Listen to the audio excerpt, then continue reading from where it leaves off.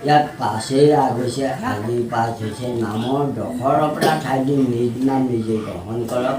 নাম লোৱা সবাৰ প্ৰতি যেন প্ৰভু প্ৰসন্ন হওক আৰু হেৰকীও আজি পিতৃ মাতৃ বাৰ্ষিক কৰ্মভাগ কৰিছে কৰ্মভাগ যেন সম্পূৰ্ণ ফলভাগী হওক স্বামী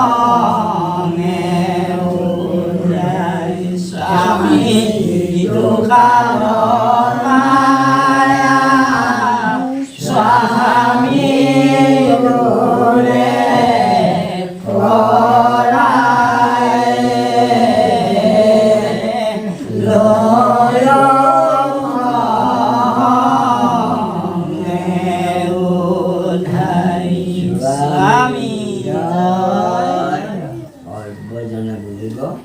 হে গুৰু নিজৰ স্বামী তোমাৰ চৰণে আমি সেৱকীয়ে শেষ বাঞ্ছা কৰোঁ চৰণ ছত্ৰ ছায়া দূৰ কৰা মোহ মায়া নিজ পদ পংকজত অনিলয় বপুসম আত্মাক আৱৰি আছে আদি অনাদি আৱৰণ নীল কৌষ্ম ধৌম জোতে দেহক আৱৰি আছে অজসূত জীৱৰ জীৱন অজসূত জীৱৰ জীৱন পৰম বান্ধৱ হৰিৰ নাম যিজনে লয় আক বিশ্ৰাম তাৰ হাত কাৰ্য সাদিবে দেখা প্ৰতি লোৱা হাতৰো লেখা প্ৰথমে দহিব পাতক ছয় কৰাবে মহাপুণ্য বোধয়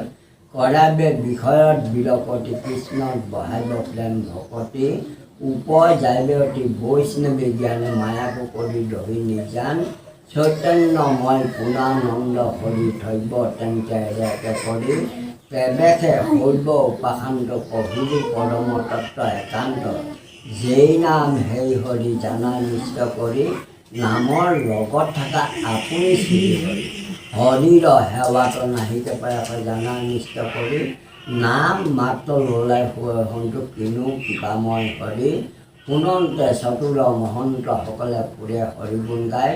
দুৰ্ঘোৰ কলিত হৰি নামৰ বিনা আনমতে গতি নাই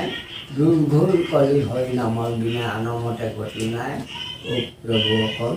আপোনা হবৰ মুখৰ পদ্মৰ দ্বাৰা ভগৱন্ত গুণৰ নামৰ শেষত সেৱকী গলে বৰ্তমানী কাটৰ কাপুণ্য সেৱা জনাইছে এই সেৱা ভাগৰ দ্বাৰা টাইমত অপায় সমলখিনি দূৰ হওক সুমংগলে প্ৰকাশ কৰক যেই মনে বাঞ্ছা কৰি সেৱা ভাগ ধৰিছে মনৰ সৎ বাঞ্ছা ভগৱন্ত পুৰুষে পূৰণ কৰক।